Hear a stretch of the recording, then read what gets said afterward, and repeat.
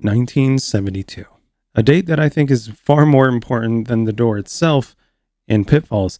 In fact, I think 1972 is pretty much where it all began. And due to the recent video, Backrooms Lighting and Tile Survey, which by the way was an incredible video, I didn't do a reaction to it due to the fact that it was like 8 minutes.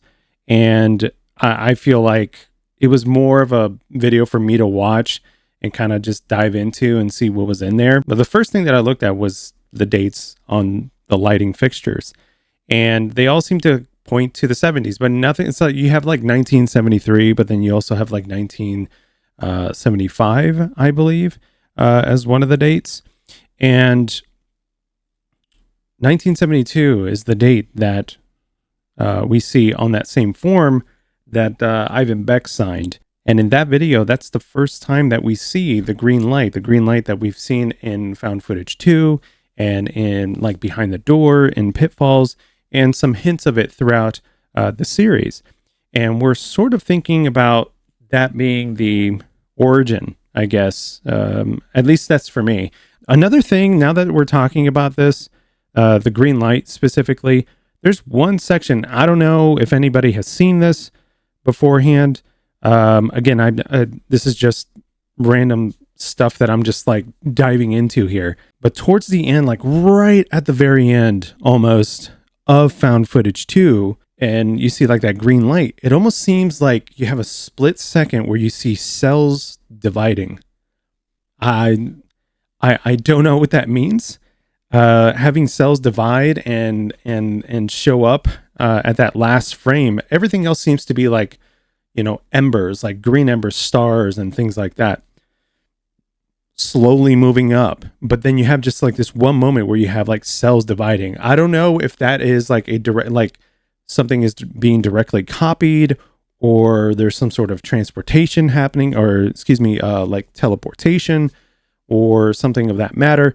But I think that might be something that we should all just kind of like remember, to be honest with you. I don't do research outside of just like watching the videos myself and kind of like, you know, looking at photos from different lighting companies and things like that. I try not to, and I've said this before, I try not to figure things out. I still want that element of surprise, and I just kind of want to skirt around it. I may figure out something, like for example, 1972 is the same year where a huge solar storm happened. And due to the fact that Kane utilizes a lot of imagery of the sun, celestial charts, and things like that during, you know, several of his videos and teasers and things that he has shown, I firmly believe that 1972, specifically August 2nd, 1972, which is the same date that the solar storm began, I think that is sort of like the beginning of everything. And that kind of points us over to the way that these lighting fixtures look, the ballast and everything else, and the logo on there. I was taking a look at the Sylvania stuff, and then Sylvania's change over to GTE and all these other things, and the Universal MFG Corporation logos. The one thing that stands out the most is when I was comparing these dates, I looked at the logos for Sylvania. Sylvania has a pretty straightforward, you know, triangle with a lightning bolt or a bolt of electricity going through it. And Universal MFG looks, you know, in a certain way. If you look at these logos on the lighting fixtures within the latest episode, Lighting and Tile Survey, you notice that these things are just like weird. And again, this points to the mimicry that the Backrooms is trying to do ever since that time. And I think wherever this occurred could have potentially looked that way, you know? It may be that the office that this occurred, you know, for the prototype, that initial prototype that Ivan was working on, whatever that experiment was, maybe that laboratory, that whole entire building had like this yellow wallpaper, fluorescent lighting, you know, type of deal going on. And that may be like kind of like the blueprints for it. lighting and tile survey is a great way for us to sort of think about the origins of this, where it's all like coming from. And you know how the Backrooms tends to copy a lot of things, but everything seems a little off, a little weird, you know? And even down to these logos. I mean, this is kind of skewed. You know, the UL on this logo for the Universal MFG Corporation is not the same as what you typically see. And then we look over at the Lifeline Sylvania one, which, by the way, for the life of me, I could not find a soft white that had this particular serial code. It was strange. I could find other ones, but those dated way before 1972. Those were like in the 1960s. But it may just be that is not something that was categorized, or that is not really easily found. While I was trying to search for it, I had limited time to do so. So those particular factors there kind of make me think like, okay, if the Backrooms is able to copy houses and things like that, and we're going to get into that in a second because of Found Footage 3, which, by the way, I loved it. It was 45 minutes of just absolute beauty. I loved it. It was great. And when we kind of look at the lighting fixtures and, specifically the logos, those things are just not the same as their real counterparts. So I think what's happening now is that those aren't necessarily, actual lighting fixtures that were built. Of course, I think those were sort of mimicked, or maybe they fell through. One of them may have fallen through, despite the fact that lighting and tile survey was just 8 minutes long. Again, these shorter videos that Kane puts out sometimes have just so much more to them, like so much more meaning than something that's longer. I mean, everything else has its purpose, but you have these like shorter ones that sort of establish the world around you. And I was like so happy to see this video. I mean, not only was it just like shortly after the release of Found Footage 3, but we got to see like some newer hazmat suit like setups, like just the way that everything was created on here. And it was just really cool being able to, I've always wondered what was above. Like I've always wanted to go above the tiles, where the lighting fixtures were, especially after Reunion. During Reunion, you have that one section where the tiles are on the floor, but all the lights are off in there as well. So what the heck is going on over there? You know what I mean? All around, lighting and tile survey was awesome. I really enjoyed it. And I truly believe that is something that we need to really focus on, is 1972, specifically August 2nd, 1972. And during that time, the United States was actively trying to work on energy and storage and all these other things that were a factor that come into play for, Ivan Beck getting the contracts that he needed to get to have the government buy into this unlimited storage and potential unlimited energy. If they could tap into this, imagine, what could be possible. Or if they tap into this, what nightmare might end up happening. I just think, and I've said this before in many other videos, I don't think there's any stopping this at all. I feel like curiosity opened a door, and that door turned into a sinkhole, a pitfall, and I think that's kind of where we're headed, especially with the movie and everything like that. But before we talk about the movie, I do want to talk about Found Footage 3 and some of the things in there that I've noticed. And, I've had some time to think about it. I went through, I was actually making a video, thoughts and speculations, based off of what I wanted to see in the movie. And we'll touch base on that. But then Found Footage 3 dropped, and that was cool. And then lighting and tile survey dropped. So that's double. That's awesome. And, Found footage 3.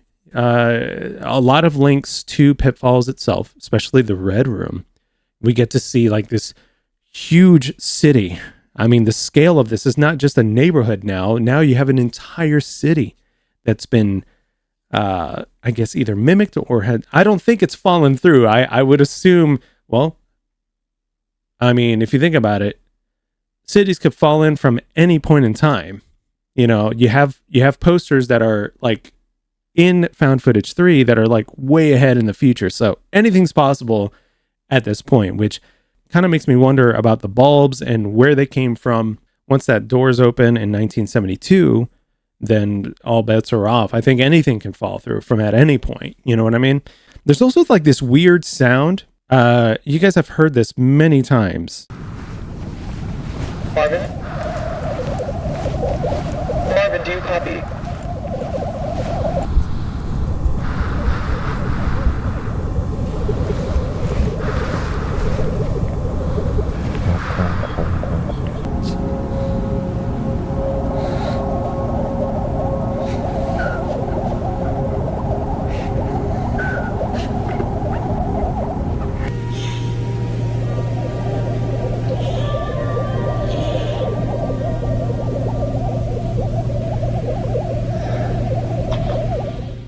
And there's a specific reason why I'm even bringing this sound up. Yes, we've heard it plenty of times. We've heard it again in Pitfalls. We've heard it also in Found Footage 3 for the most part, to kind of name a few spots where we've heard it. Now, the one thing that I was curious about is like, what is the sound? Why does it sound so familiar to me? I swear I have heard this before.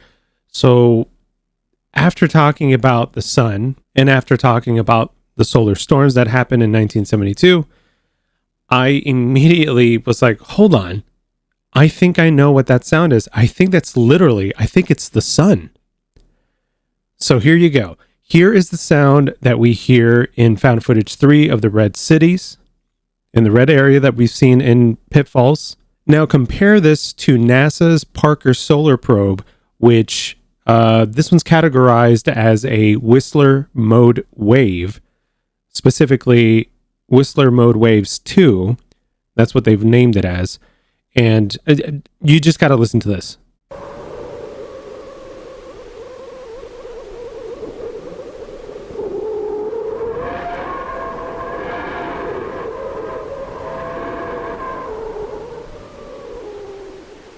So what exactly does this mean for us? Are we looking at a situation where we could potentially be out in space? Is that why there is infinite amount of space within the Backrooms? Is that why we're seeing what we're seeing? Is that why there's even the concept of time travel? Because of its connection to space, because of the connection to the sun, just celestial bodies in general. Just something to think about. I just wanted to make that quick connection there because that was really, really cool. I was like, hold on a second. I swear I've heard that before. So how close to the sun? Is this a situation in which humanity has flown too close to the sun here and everything is coming back down? You know, just something to think about. I think it's really cool. If you guys are interested in the solar waves and the solar probes that NASA was able to listen to from the solar winds, I placed a link in the description below. Credit goes, of course, to NASA as well as Johns Hopkins Applied Physics Laboratory. I placed a link down below so that you can go ahead and check out all those sounds for yourself.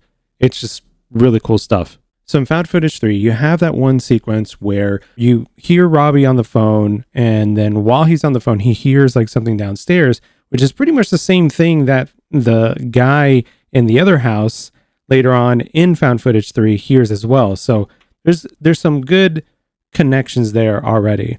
But what's interesting is that when Robbie goes downstairs, it seems like somebody either broke in or somebody broke out. Is there something out there that belongs in the back rooms? Or is that somebody who like broke in or something? To me, it's honestly, why would somebody do that? But like, why would somebody want to break in and just like not do anything else? That's just it. So I think that something came out, which is kind of scary. But there's nothing else to that because that's all we see. So we have two different things there. You know, you could potentially have something breaking in or something breaking out. I think something broke out. Now we flip it around, and now, so Robbie's in his house. You know, Robbie's trying to escape.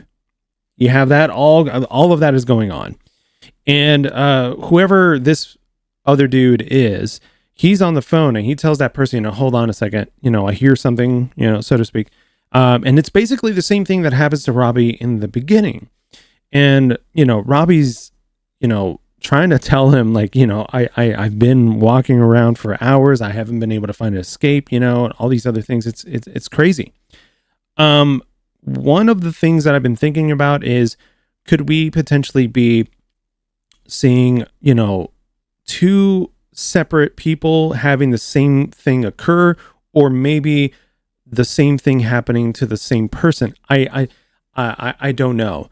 Robbie, for example, somebody in my comments was talking about how like the person that shows up, like that entity that shows up, could have potentially been Robbie, or could have been that guy, due to the fact that, you know, that house fell through, which by the way, that was like the most insane sound, like hearing that no clip happen while, you know, Robbie's on the other side, you know, quote, in his walls.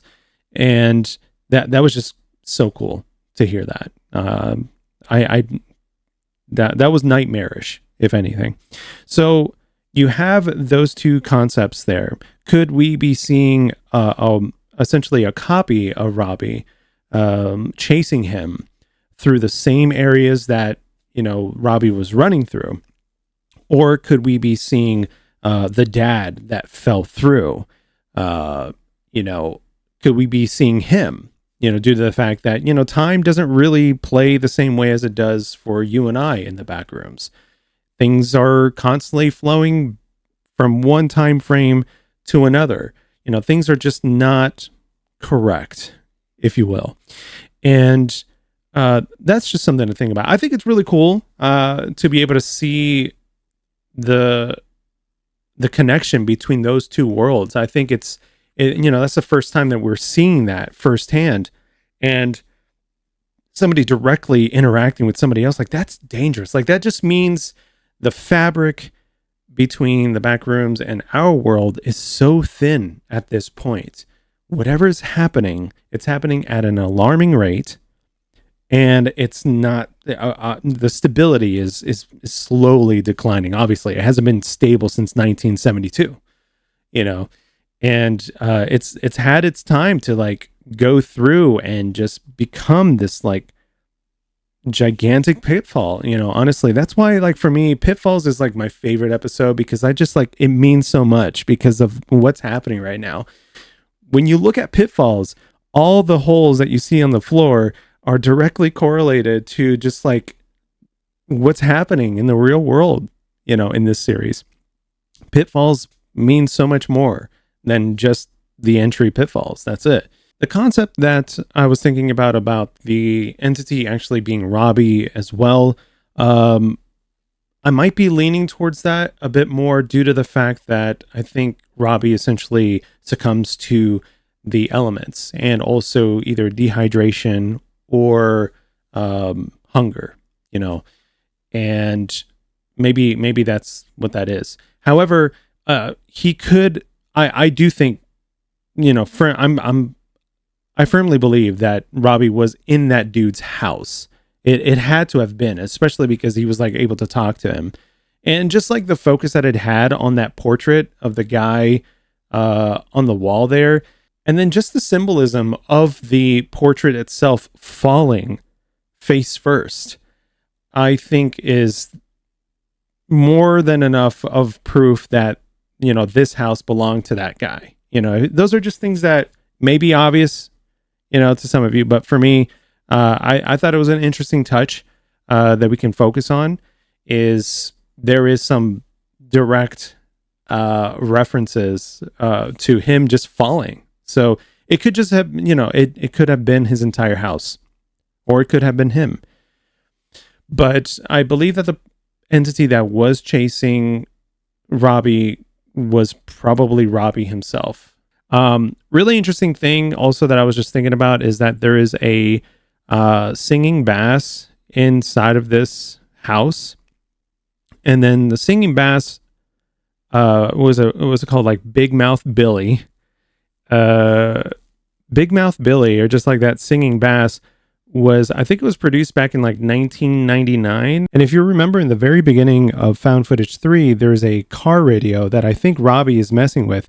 And in there, the station is talking about the Oklahoma City bombing, which happened in 1995, which is several years before the Big Mouth Bass was even mass produced in the United States for the most part. So I think that's just another sign there of like two different time frames, coming together. I just wonder what the guy on the other side of the wall saw when he was trying to remove the floorboards. So he was obviously trying to remove the ones that were next to the vents there on that wall that Robbie was facing. But I just wonder what he saw, because he was just like blown away by whatever it was. So another portion of Found Footage 3 is the orientation and just the way that the books are organized in that one room that had something like moving around, shifting. There was obviously like a mold pile like on the left, and there could have been a body there as well. But I noticed that there was like 4 points that sort of formed like a bit of a reticle, almost like, hey, things fall in this section, don't walk over this or something. I feel like whoever was there was trying to do their best to kind of like warn themselves as to where things, because there's no books in that like that area in the middle where it just sort of forms a circle, and I feel like that it's just it's so weird. Or it could have been that things fell that way, but it's just an interesting way for things to fall, but I think that this is sort of like hey, this is where things are falling. These are the things that fell here, and they hit this spot right where all these white lines meet. That, for me, that's what this could potentially mean. Also, let's talk about the fact that we're actually seeing a sky now. The last time actually that we saw a sky was when in Found Footage 1, camera falls right through that hole and just ends up in the sky, That's the only time we've seen that. So where the heck are we? By the way, the soundtrack in this is just phenomenal. Especially like when Robbie walks into that one section with the speakers and that gigantic weird looking fan on top. That song is like one of my favorites from this entire thing. And Still Life is really good too. Still Life has its place. It's just everything about it just works. You think about this, just the songs in general. And, even in some of the interviews and some of the conversations that I've had with Kane, he's mentioned that, the songs are really, really important, especially like their names and everything like that. And just seeing it say Still Life as one of the tracks and another one is like Still Life Part 2. I wonder if that is how we connect the dots for Robbie being able to, or essentially the entity being Robbie, because you have like Still Life, which is like the first time where Robbie's like exploring and going around. And then you have Still Life 2, which plays at a certain point, later on in the video. Still life paintings, they usually depict like inanimate objects and stuff like that. And, this includes things like even like dead animals and stuff like that, so is this just sort of pointing to the fact that, Robbie's pretty much dead, and that's, the still life that's playing during that time? Who knows at this point? I really hope that, we get another video between now and I'm sure we will. I really hope that we get another video between now and the movie itself. The fact that we can get some async centric videos is awesome, because that just means like anything's possible, and we're just going to be able to get some more world building, if you will. So let's talk about what I want to see for the movie. And I'm curious what you would like to see. One of the first things that Kane talked about is that the movie is not going to be found footage. It's going to be a cinematic style movie. I don't know if that's changed since the last time we spoke during that interview. They could have potentially changed. I don't know. And if they did, let me know. But I would like to see just, the scale, I guess the cinematic scale that Kane is capable of in most of his videos. It's pretty clear to me that we are definitely going to get some sort of like tense thriller. We've got inspirations coming from, Mr. Robot, Severance, for example, the tense nature of the music, the locations, especially hallways and things like that. I feel like we're really going to get to like a by the second thriller sort of situation here with a ton of sci-fi mixed in and some horror as well. But this is going to be on a scale that, and honestly, ever since Civil War came out, I know that Kane really enjoyed that movie. So maybe we're going to get some influences from that as well. And I'm really excited to see, what is coming, down the pipeline for that. But the things that I want to see, obviously, I want to see what's behind the green door and pitfalls. I don't think that we'll get that on YouTube, or through a found footage. We're definitely going to get that, I hope, through the movie. That would be so cool to get that. That's such a big deal. Like that door is probably going to answer a lot of things, or just make us question so much more. I feel like it's not going to make sense, but it will at the same time. But whatever we're seeing, is not going to make sense, because none of this, within the Backrooms will ever make sense. What does make sense is where it started, and I think we're looking at a pretty good shot with it being August 2nd, 1972, when a simple test went way wrong due to a solar storm that was obviously, we can predict that at the time. But in the movie, I do want to see, obviously I want to see Ivan Beck. I want to see other characters, Peter. I want to see if I don't know. I don't think Peter's gone. Peter might be hiding very well, or I don't know, under a rock. I don't know. He could be, but Marv. I want to see more stuff on Marv. I want to see, other characters as well.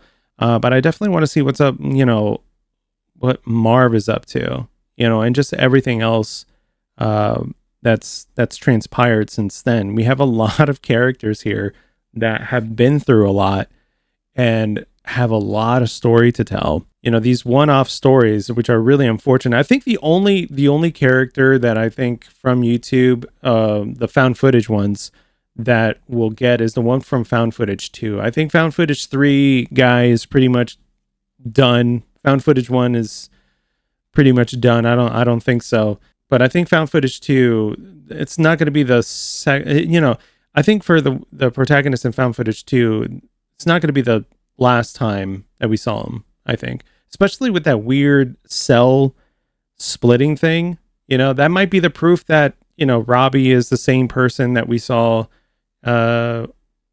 chasing after him.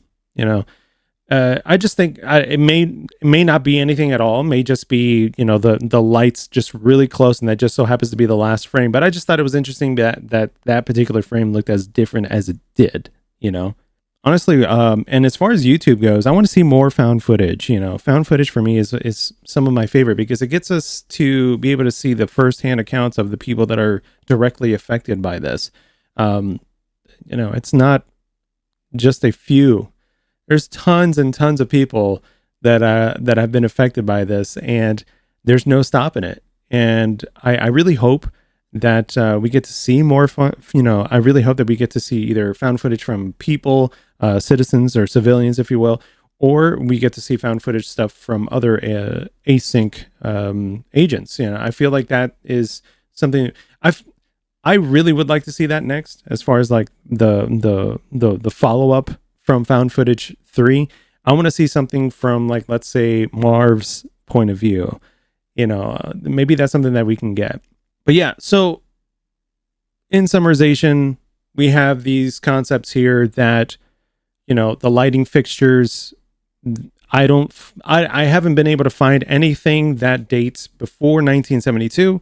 So I'm kind of thinking that August 2nd, 1972 is truly where things began. And this is where that's something that I mentioned like way back as well. And I feel like this is sort of solidifying that. Whether or not that's true or not, it remains to be seen. We will, again, I don't want to deal in absolutes here. I do want to keep that level of surprise when it comes to these things. So yeah, we have the lighting, we have the dates on there. We have this, connection between pitfalls. Again, not just, with the red room, but we also have like the sound, and we also have the concept of all the holes of people falling through. But again, the red area and the sound that we hear in the red areas, pretty solid connection there. And just being able to see the level, the scale that this red neighborhood has grown to. It's insane. It's such a scary part of it. Like there's not much within the Backrooms that terrifies me. Everything that I've seen usually like is really interesting to me, and I want to find out more about it. But the red area is just so it's wild. The red area is just so scary, and I honestly I can't wait to see more on that. Another thing that I wanted to talk about too, really quick, is that there is a poster that Robbie walks by, and that poster is from 2022. So again, time means nothing here. It's just whatever it wants to consume, wherever it wants to come from. I just want to know more about that gigantic like communications tower that was there.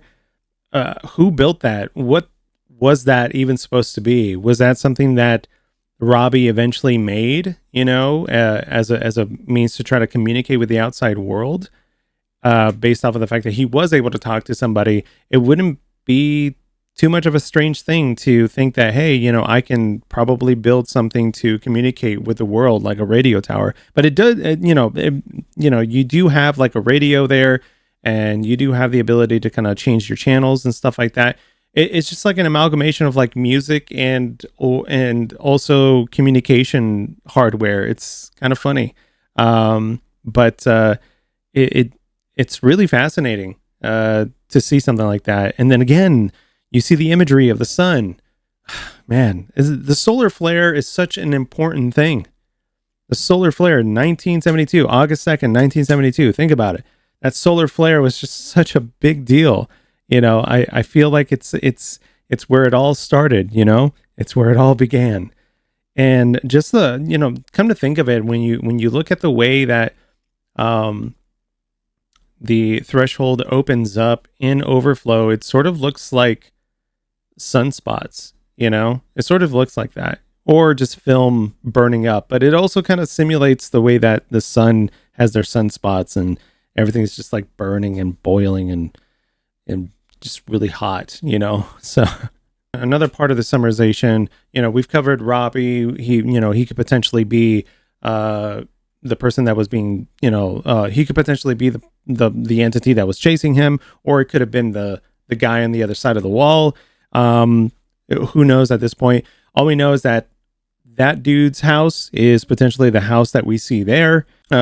We have Robbie's radio stating, something that's happening in 1995. We have the big mouth bass, which wasn't popular until 1999 or the 2000s. Now, my question to you is, what do you think is going on? What are your thoughts and speculations on that? Feel free to leave that in the comments below. Also, as far as the movie is concerned, what do you want to see from the movie, and what do you want to see from YouTube? What do you want to see on both fronts? I'm really curious to see what you all have to say. Before we end, you all know that I've been working on a series called The Grasp of Liminality.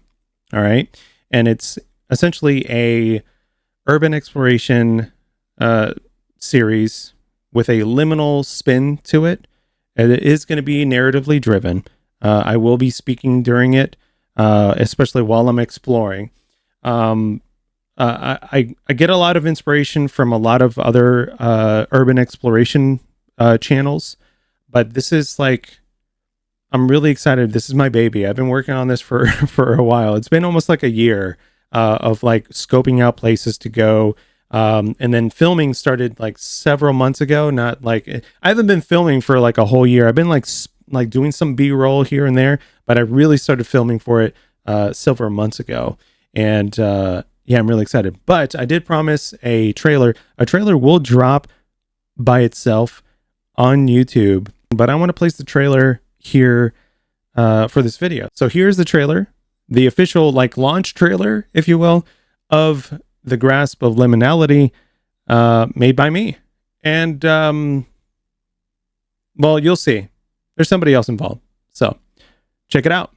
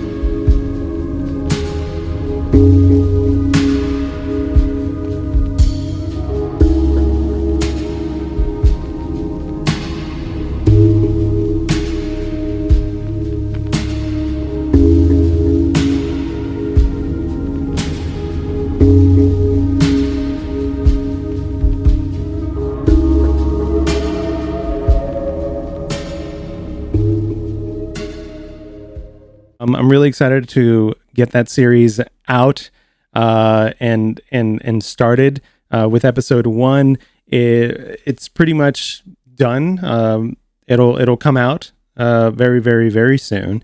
And episode 2 is almost done. So we're making some headway. I'm making some headway.